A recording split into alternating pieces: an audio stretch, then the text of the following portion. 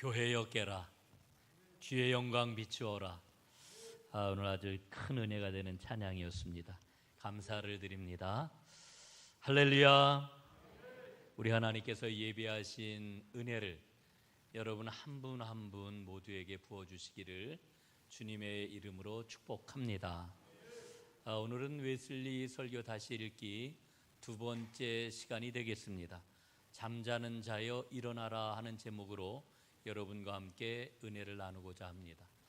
여러분 잠을 많이 주무시나요? 여러분 잠이 없는 인생 우리가 생각할 수가 없지요. 여러분 잠과 인생은 언제나 함께 간다고 생각을 합니다. 그런데 성경은 이 잠에 대해서 특별한 의미를 부여하고 있습니다. 하나님 없이 살아가고 있는 어둠의 상태를 잠이라고 표현을 하고 있지요. 그동안 사람들은 하나님 없이 살아왔습니다. 하나님으로부터 멀리 떨어진 어둠의 상태에 빠져서 살았습니다. 그러던 인간들이 하나님의 사랑을 만나 빛 속으로 옮겨지게 되었지요. 빛이 되었다. 이렇게 성경은 표현을 합니다. 오늘 우리가 읽고 있는 에베소서 5장의 두 번째 단락 첫 구절은 이렇게 시작을 하지요. 8절 말씀입니다. 너희가 전에는 어둠이더니 이제는 주 안에서 빛이라. 빛의 자녀들처럼 행하라. 아멘. 여러분, 우리가 전에는 어둠이었습니다. 그러나 주 안에서 빛이 되었기 때문에 이제는 빛으로 살아야 된다라고 하는 이야기입니다.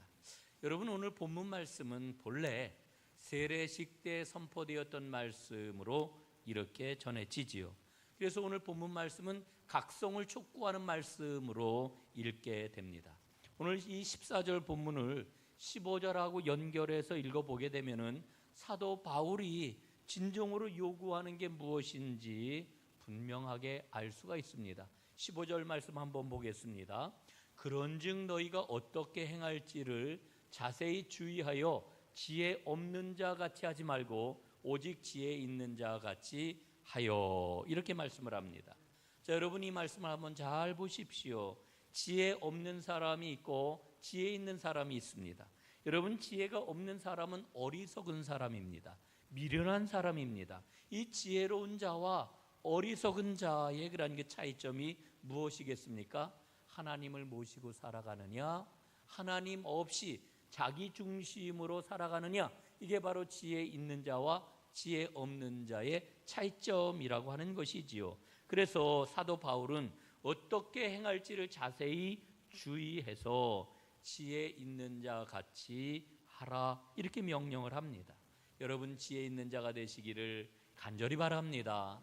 어떻게 지혜 있는 자가 될 수가 있을까? 그 길은 오직 하나입니다. 잠자는 상태에서 깨어나는 것.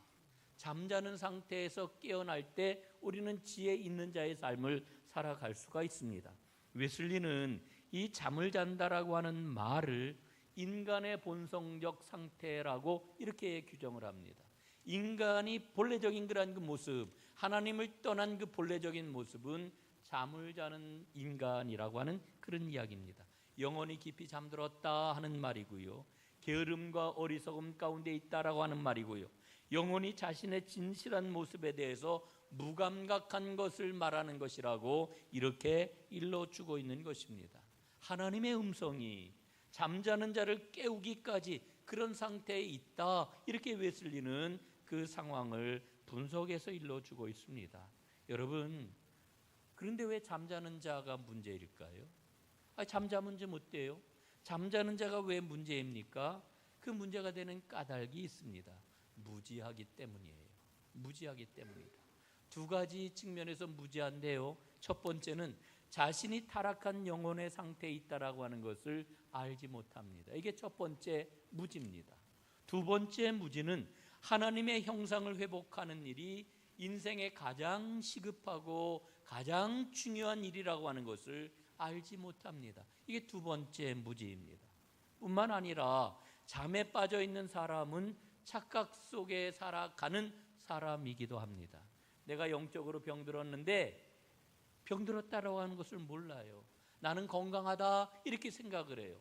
또 마귀의 압제 가운데 놓여 있는데도 나는 자유로운 사람이야, 나는 평화를 누리며 살고 있어, 이렇게 생각을 한다라고 하는 거지요. 예? 이게 잠자는 자들의 처해 있는 그런 그 상황입니다. 그런데 웨슬리는 한 걸음 더 나아가서 어떤 이야기를 들려주고 있느냐 하면은, 그리스도인이라고 하는 이름을 가진 사람 중에서도 잠자는 자가 있다, 이렇게 이야기를 해요. 저는 이 말이 조금 납득이 되지 않는 그런 말이었습니다. 아니, 그리스도인이라고 하면은 복음을 받아들이고 예수님을 영접해서 구원받고 하나님의 자녀가 된 사람들인데, 어떻게 하나님의 자녀가 된 그리스도인들 가운데 잠자는 자가 있다, 이렇게 이야기하는 걸까? 그런데 여러분, 잠자는 그리스도인의 실상이 있어요. 그 실상이 뭐냐 하면은, 그리스도의 영을 갖지 못한 사람, 이게 바로 잠자는 그리스도인이라고 이야기를 할 수 있는 거죠. 그래서 존 웨슬리는 말합니다. 요한계시록에 나오는 라오디게아 교회의 교인들이 바로 잠자는 그리스도인들의 전형이라고 이렇게 이야기를 합니다. 여러분, 라오디게아 교인들을 한번 생각해 보십시오. 이 사람들은 악한 사람들이 아닙니다. 이 사람들은 합리적인 사람이었고 조용한 사람이었습니다. 좋은 성품을 가진 사람들이었습니다. 신앙생활도 잘했습니다. 그런데 이 라오디게아 교인들을 향하여 우리 주님께서 뭐라고 그러셔요? 너희가 차지도 아니하고 덥지도 아니하구나. 여러분, 차지도 않고 덥지도 않은 이와 같은 라오디게아 교인들이 바로 누구냐? 잠자는 그리스도인이라고 웨슬리가 이야기를 하고 있는 거지요. 또 다른 부류의 사람도 있습니다. 잠자는 그리스도인들 가운데 한 부류는 어떤 사람이냐? 기독교적인 바리새인들, 이들이 바로 잠자는 자들이라고 이야기를 합니다. 여러분, 이들은 경건의 모양은 있지만 경건의 능력은 부인하는 사람들입니다. 여러분, 이 디모데후서 3장 15절, 경건의 모양은 있으나 너희에게 경건의 능력은 부정하는구나, 이렇게 이제 말씀을 주고 있는데, 여러분, 이 말씀이 사실은 우리가 이 말씀을 읽을 때에 맞아, 그런 사람들이 있어, 이 말씀이 맞아, 이렇게 우리가 이 말씀을 지나치기 쉽습니다. 그런데 이 말씀을 깊이 마음에 새겨보면은요, 경건의 모양은 있지만 경건의 능력이 없는 사람이 누구냐? 바로 나예요. 바로 나. 우리가 경건의 능력을 어떻게 부인합니까?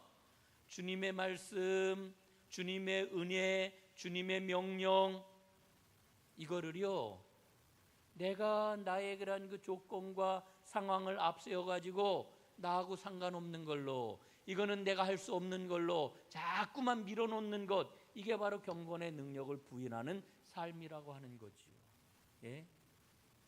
이런 모습이 나에게 있는 것을 발견을 하게 됩니다. 여러분, 이 기독교적인 바리새인들은 어느 누구에게도 잘못된 일을 행하지를 않아요. 누구보다 오히려 꾸준하게 예배도 잘 드리고요, 공동체를 위해서 헌신도 합니다. 신앙적으로 보면은 훌륭한 사람들이네 라고 하는 말이 나올 정도입니다. 그러나 겉으로는 아름다워 보이지만은 그 안에 진실함과 생명력이 없습니다. 예수님이 말씀하신 대로 회칠한 무덤입니다. 그들에게는 결정적으로 하나님의 성령, 하나님이 보내주신 살아계신 성령이 없기 때문에 그렇습니다. 사랑하는 여러분, 하나님의 영이 여러분 안에 거하시는지요? 어떻습니까? 하나님의 영이 거하십니까? 하나님의 영이 거하는 하나님의 사람들이시기를 간절히 바랍니다. 여러분, 하나님의 영이 내 안에 있다면 나는 그리스도의 것입니다. 만약에 그렇지 않다라고 하면은 우리는 죽음 가운데 누워 있는 자, 잠자는 자라고 하는 것을 우리는 발견할 수 있어야 됩니다. 여러분, 이 영적으로 잠자는 자가 왜 무지할까요? 앞에서 무지하다고 말씀을 드렸잖아요. 왜 무지한 거냐 하면은 좋고 나쁜 것을 분간하지 못하는 살아있는 지각이 없기 때문에 그래요. 눈이 있어도 보지 못해요. 귀가 있어도 듣지 못해요. 주님이 얼마나 은혜로우신지 알 수도 없고 맛보지도 못하는 겁니다. 여러분, 하나님의 은혜를 끊임없이 우리에게 부어주시는데, 부어주시는 하나님의 그 은혜, 우리에게 깨달음을 주시는 하나님의 영적인 지식, 이걸 받아들일 입구가 없는 거예요. 이게 바로 영적으로 잠자는 자들의 모습이라고 하는 거지요. 그렇기 때문에 잠자는 자는 깨어 일어나야 됩니다. 죽음으로부터 일어나야 됩니다. 우리 주님께서는 오늘 이 말씀을 통해 가지고 여러분 한 분 한 분이, 또 저에게, 여러분에게 우리 하나님께서는 깨어 일어나, 죽음의 자리에서 일어나, 깨어 일어나 빛을 받으라고 하는 이와 같은 말씀 듣기를 주님께서는 간절히 원하고 계시는 줄로 믿습니다. 여러분, 사도행전 12장에 보면은 베드로가 지하 감옥에 갇혀 있는 이와 같은 장면이 기록이 되어 있는 것을 우리가 만나지요. 여러분, 그때의 상황이 어떠했습니까? 야고보 사도가 순교를 당했습니다. 헤롯 왕에게 잡혀가지고 헤롯 왕이 야고보 사도를 죽여버리고 말았습니다. 얼마나 끔찍한 일입니까? 처음 교회 시작되자마자 여러분, 첫 교회 교인들은 얼마나 큰 두려움에 휩싸였는지 몰라요. 그런데 헤롯 왕이 야고보 사도를 죽이고 나서 보니까요, 유대인들이 너무 좋아하는 거예요. 이야, 잘했다, 헤롯 왕 최고다, 막 이러는 거예요. 여러분이 정치하는 사람들은요, 언제나 사람들 이 민심에 촉각이 곤두섰잖아요. 야, 칭찬하네. 누구를 잡아들였어요? 베드로를 잡아들였어요. 베드로를 감옥에 집어넣었어요. 그리고 베드로를 군사들을 동원해서 지키는데 4명이 한조가 되게 가지고 4개조를 동원해 가지고 베드로를 지켜요. 그 감옥 안에 손에는 착고를 채우고 발에는 쇠스랑을 채우고 4개조가 돌아가면서 베드로를 지키는 거예요. 여러분, 얼마나 삼엄하고 얼마나 엄중한 상황입니까? 이제 밤이 되었습니다. 날이 밝으면은 베드로는 죽어요. 죽임을 당할 거예요. 이미 베드로는 지금 감옥 안에 갇혀 있지만 죽은 거나 찐배 없어요. 죽은 목숨입니다. 그런데 베드로가 그 두려움 가운데서도 그 밤에 깊이 잠이 들었습니다. 근데 하나님께서 천사를 베드로에게 보내셨어요. 하나님이 보내신 천사가 베드로에게 나타나 가지고 베드로를 깨워요. 그 장면이 사도행전 12장 7절 8절에 기록이 되어 있는데, 요약하면 이런 거예요. 빨리 일어나라, 띠를 띠고 신을 신어라, 옷을 입고 나를 따라오라. 베드로가 정신없이 일어나서 천사를 따라 나설 때 손에 묶였던 착고가 풀리고 쇠사랑이 다 벗겨지고 감옥의 문이 열려 베드로는 살아나게 되었지요. 여러분, 이 말씀 너무너무 우리가 잘 알고 있는 유명한 말씀이 있지요. 우리는 이 말씀을 읽을 때 초대교회 베드로 사도가 죽임의 위기 가운데서 하나님의 도우심을 입어 살아났구나, 놀라운 기적의 역사를 우리에게 들려주고 계시는구나, 여러분 이렇게 생각하고 이 말씀 그냥 넘어갈 수가 있어요. 저는 오늘 여러분들에게 감옥 안에 갇혀 잠이 든 베드로의 모습을 깊이 마음에 새겨보시라고 권해 드립니다. 베드로의 그 모습이 깊이 잠들어 있는 오늘 우리의 모습은 아닐까. 이미 죽은 목숨, 죽음을 기다리고 있는, 깊이 잠들어 있는 베드로의 그 모습이, 감옥 안에 갇혀 있는 그 모습이 오늘 나의 모습은 아니겠는가? 여러분, 깨어 일어나야 됩니다. 오늘 하나님께서는 주의 성령을 보내셔서 여러분의 심령을 흔들어 깨우고 계시는 줄로 믿습니다. 이 음성을 들을 수 있는 여러분, 오늘 이 음성을 듣고 깨어 일어나는 저와 여러분이 될 수 있기를 간절히 바랍니다. 여러분, 내가 왜 이렇게 생명을 가지고 살아가는 걸까요? 예? 여러분, 하나님은 온 세상을 창조하셨을 때, 또 우리에게 생명을 주셨을 때, 그러면 하나님은 뭘 가지고 생명을 창조하시고 온 세상을 창조하셨을까요? 사랑입니다. 하나님의 사랑이 온 세상을 있게 하셨고, 하나님의 사랑이 여러분을 존재하게 하셨습니다. 나는 하나님의 사랑 때문에 이 자리에 있는 거예요.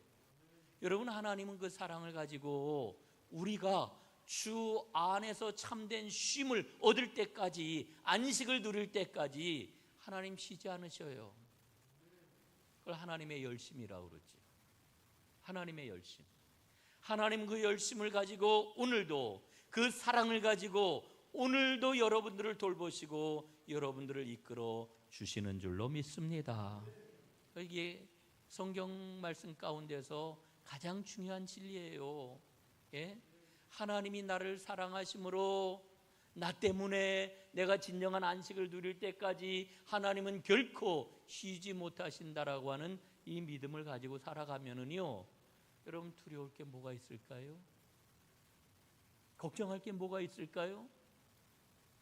마음 상할 게 뭐가 있을까요? 여러분, 이 믿음을 꼭 붙잡고 앞을 향해 나아가는 하나님의 사람들 되시기를 주님의 이름으로 축복합니다.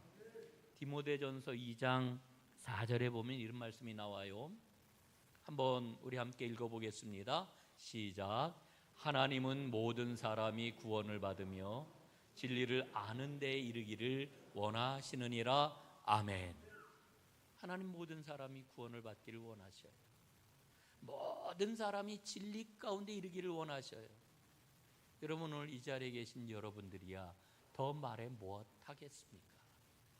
하나님은 여러분들이 진리를 가지기를 간절히 원하셔요. 예?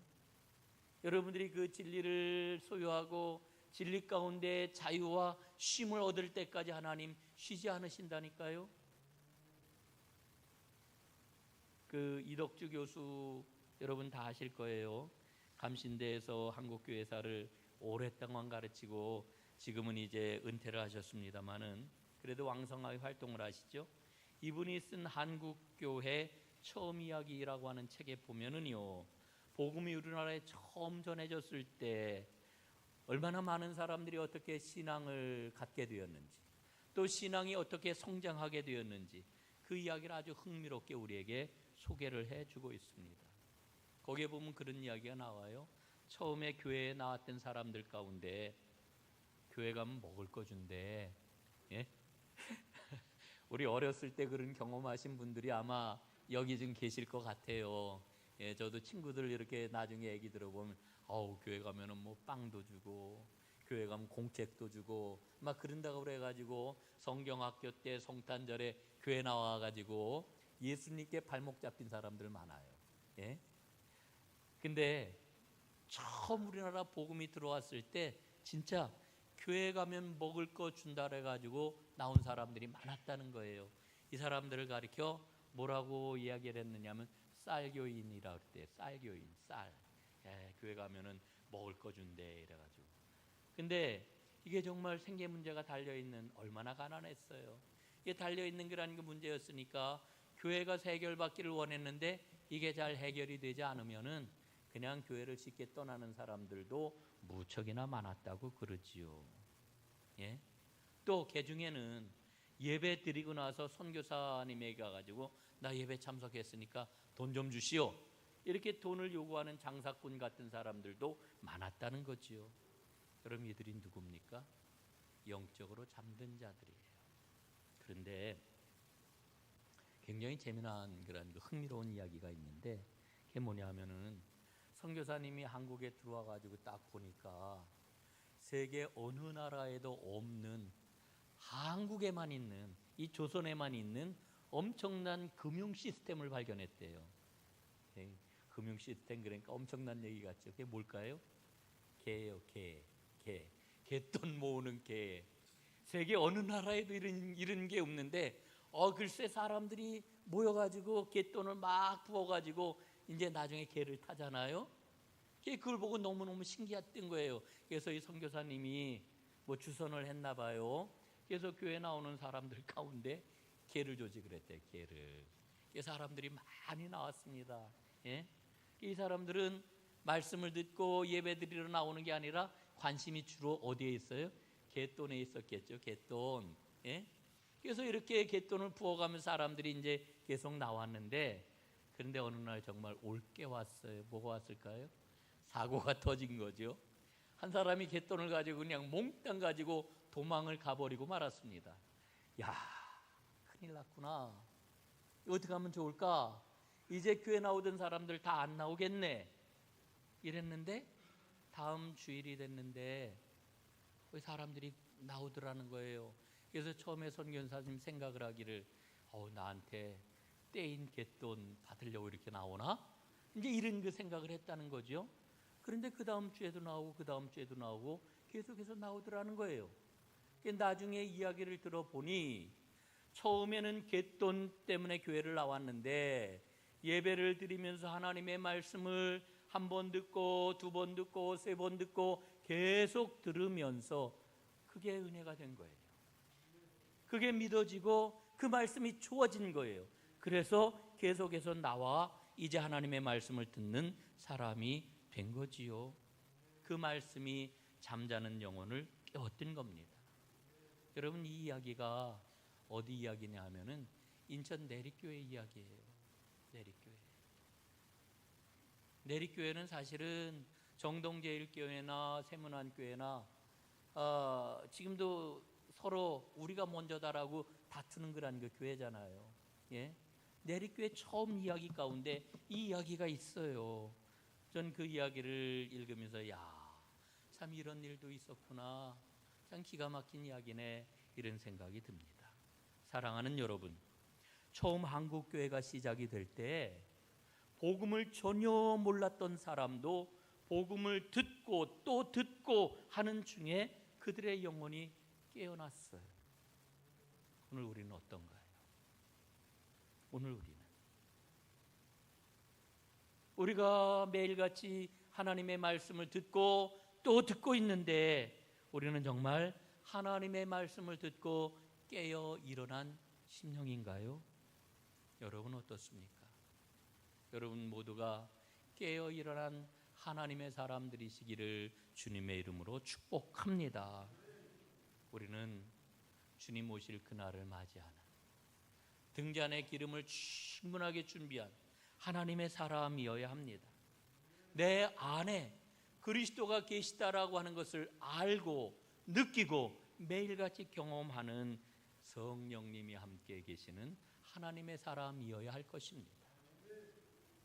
여러분, 바울은 우리에게 뭐라고 일러주어요? 너희 안에 성령이 계시는 것을 알지 못하느냐? 성령을 모시고 있으니 너희는 하나님의 성전이다. 이렇게 말씀하고 있잖아요. 사랑하는 여러분, 성령 충만하시기를 주님의 이름으로 축복합니다. 웨슬리는 이렇게 이야기를 해요. 신앙생활이란 뭐냐? 신앙생활은 신의 성품에 참여하는 것이요, 신앙생활은 사람의 영혼 안에 있는 하나님의 생명으로 그리스도의 형상을 이루는 것이다. 신앙생활이란 우리 안에 계신 비밀의 영광인 그리스도의 풍성함을 알아가는 것이다. 이렇게 말씀을 합니다. 사랑하는 여러분, 성령 안에 있는 그 의와 평화와 기쁨을 누리는 하나님 나라의 백성, 하나님 나라의 시민들이 다 되시기를 주님의 이름으로 축복합니다. 사랑으로 역사하는 그 믿음으로 날마다 새롭게 지음받는 하나님의 사람들이 되는 것, 이보다 복된 일이 어디에 있겠습니까? 여러분, 깨어 일어나 부르시는 주님의 음성을 듣고 따라 나설 때 어떤 일이 일어날까요? 오늘 말씀을 보니까 주님께서 빛을 비추어 주신다, 이렇게 말씀해요. 은혜와 영광을 부어 주신다, 이렇게 말씀을 해요. 여러분, 시편 기자는 84편 11절에서 이렇게 노래를 하고 있어요. 여호와 하나님은 해요 방패이시라. 여호와께서 은혜와 영화를 주시며 정직하게 행하는 자에게 좋은 것을 아끼지 아니하실 것임이니이다. 아멘. 여러분, 하나님은 우리의 해요, 우리의 방패이시랍니다. 은혜와 영화를 우리에게 주신답니다. 뿐만 아니라 좋은 것을 아끼지 아니하신다고 이렇게 말씀을 하십니다. 여러분, 이 말씀 읽으면은 얼마나 힘과 은혜가 되어요. 예? 좋은 것을 아끼지 아니하시고 여러분들에게 부어주시는 하나님의 그 역사가 여러분에게 임하시는 줄로 믿습니다. 예? 좋은 것을 아끼지 아니하시는 하나님의 그 놀라운 복. 아주 오래전 이야기인데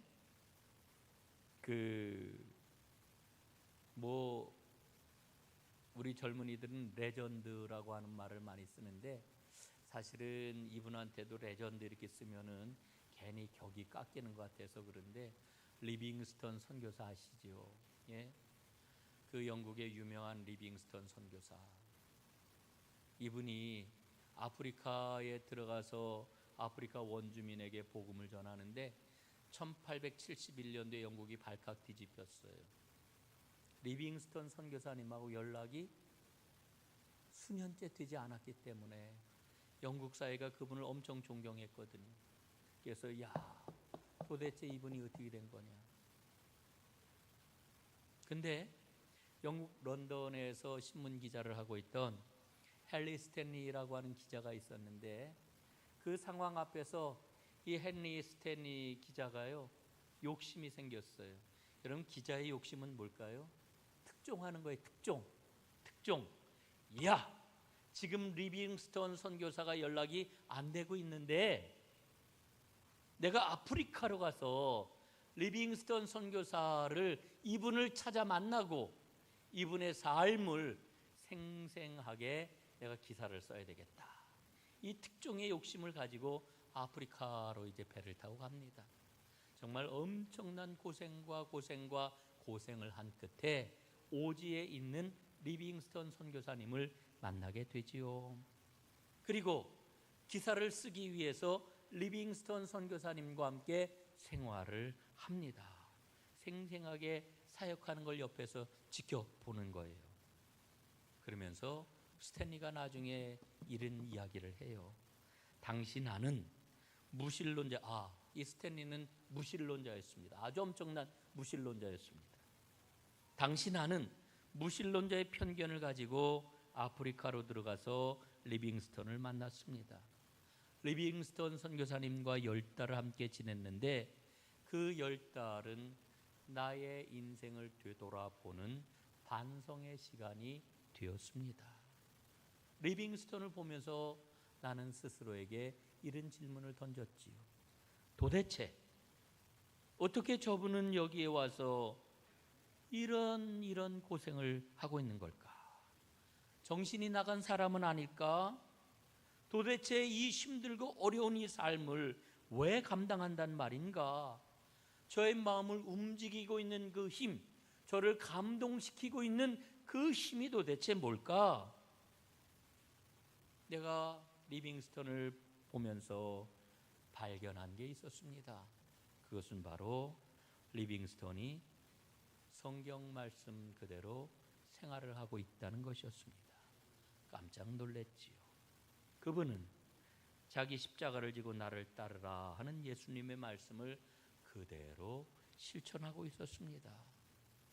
리빙스턴의 모습을 하루 또 하루 매일같이 보면서 그 마음이 나한테 조금씩 전달이 되었고 내 마음이 열렸습니다. 리빙스턴의 경건한 자세, 그 온유함, 열정과 성실, 그리고 최선을 다하며 살아간 그 모습을 보면서 결국 나도 모르게 나는 예수님을 내 마음에 인정하고 그분을 모시게 되었습니다. 나는 회심을 했습니다. 리빙스턴은 10달 동안 단 한 번도 나에게 회개하라고 말하거나 강요를 한 적이 없었습니다. 나를 회심시킨 것은 리빙스턴의 설교가 아니라 그의 삶이었습니다. 여러분, 스탠리는 리빙스턴과 함께 지내면서 잠에서 깨어 일어나 주님을 모신 자가 된 거지요. 여러분, 하나님께서 우리의 잠을 깨워주시는 경로는 여러 경로가 있습니다. 그러나 중요한 것은 잠자는 자가 깨어 일어나게 되면은 주님께서는 그리스도의 영을 우리에게 선물로 주신다는 겁니다. 그리스도의 영을 받은 사람이 그리스도인이에요. 여러분은 그리스도인이십니까? 그리스도의 영이 여러분 안에 있습니까? 그리스도의 영을 받지 않으면 그리스도인이 아닙니다. 그리고 주님이 내 안에 들어오시면 우리는 저절로 주님을 드러내게 되어 있지요. 요한복음 14장 20절 이런 말씀을 우리에게 주십니다. 그분이 오시면 그날에는 내가 아버지 안에, 너희가 내 안에, 내가 너희 안에 있는 것을 너희가 알리라. 여러분, 이 말씀이 여러분의 간증, 여러분의 고백, 여러분의 노래가 될 수 있기를 간절히 바랍니다. 깨어 일어나시기를 바랍니다. 그래서 그리스도의 영으로 충만하시길 바랍니다. 이게 근원적인 복입니다. 이 근원적인 복을 우리가 갖지 못하면은 어떤 것도 우리의 인생 위에 세울 수가 없습니다. 이 복을 누리는 하나님의 사람들 다 되시기를 주님의 이름으로 축원합니다. 기도하겠습니다. 하나님 아버지, 고맙습니다. 잠자는 자여 일어나라. 그리하여 주님의 빛을 비추라 말씀하신 이 은혜의 말씀을 마음에 새깁니다. 주님, 이제 주님을 온전히 모시고 생명과 복의 길을 걸어가는 하나님의 사람들 되기를 간절히 원합니다. 아버지, 한 심령 한 심령 온전히 붙잡아 주시고 그리스도로 말미암아 그 심령이 충만해지는 큰 은혜, 큰 복이 넘쳐나게 하여 주옵소서. 예수님 이름으로 간절히 기도드리옵나이다. 아멘.